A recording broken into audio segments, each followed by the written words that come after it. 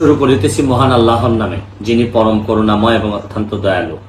আমি আসলে প্রথমেই ধন্যবাদ জানাচ্ছি দুর্নীতি দমন কমিশনকে, যে আপনারা আজকে আপনাদের বিকালে আমি লাইভ দেখেছি, আপনারা সাবেক আইজিপি সাহেব বেনজির সাহেবের যে সম্পদের বিবরণের উপর যে পত্রিকায় যে রিপোর্ট আসছে, এই রিপোর্টের উপর যে ইনফরমেশন আপনারা পেয়েছেন, আপনারা সিদ্ধান্ত নিয়েছেন যে আপনারা এটা ইনকোয়ারি করবেন, অনুসন্ধান করবেন এবং 3 জনের একটি কমিটি আপনারা অ্যাপ্রুভ করেছেন এবং আরেকজন তদারকির জন্য রেখেছেন।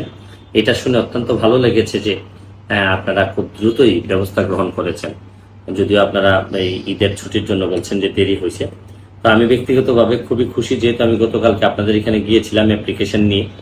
তো আমার একটা বিশ্বাস যে এই বঙ্গবন্ধুর বাংলাদেশে জননেত্রী শেখ হাসিনার নেতৃত্বে যে বাংলাদেশ, এখানে যে কোনো ধরনের অভিযোগ এটা যার বিরুদ্ধে উঠুক না কেন, আমার বিরুদ্ধে যদি অভিযোগ উঠে, আমি মনে করি যে সাধারণ মানুষের পক্ষ থেকে এই দাবি উঠবেই যে এটা যেন ইনকোয়ারি করা হয়। আপনারা যে ইনকোয়ারি করার সিদ্ধান্ত নিয়েছেন, আবারও ধন্যবাদ জানাচ্ছি এবং আশা করি যে প্রকৃত অনুসন্ধানের মধ্য দিয়ে সত্য ঘটনাগুলা বের হয়ে আসবে।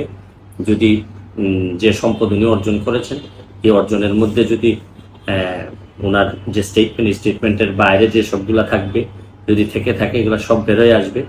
এবং আমি আরেকটি আশা করব যে দ্রুততম সময়ের মধ্যে আপনারা অনুসন্ধান রিপোর্টটি বা অনুসন্ধানটি শেষ করবেন।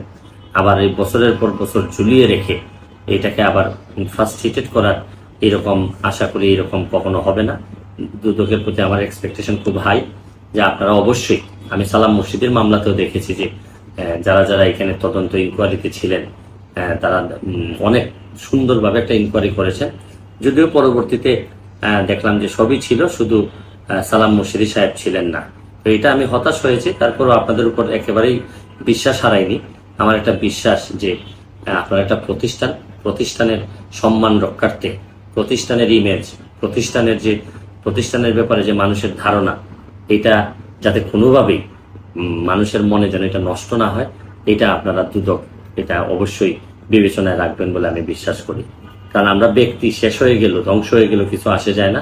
তবে একটা সংস্থা, একটা অর্গানাইজেশন, তারা যেন টিকে থাকে। কারণ আপনারা টিকে থাকলে দুর্নীতিবাজরা ভয় পাবে, আপনারা টিকে থাকলে যারা সৎভাবে চলতে চান তাদের জন্য একটা আশার প্রদীপ হয়ে থাকবে। আজকের মতো বিদায় নিচ্ছি। ভালো থাকুক বাংলাদেশ, ভালো থাকুক বাংলাদেশের মানুষ।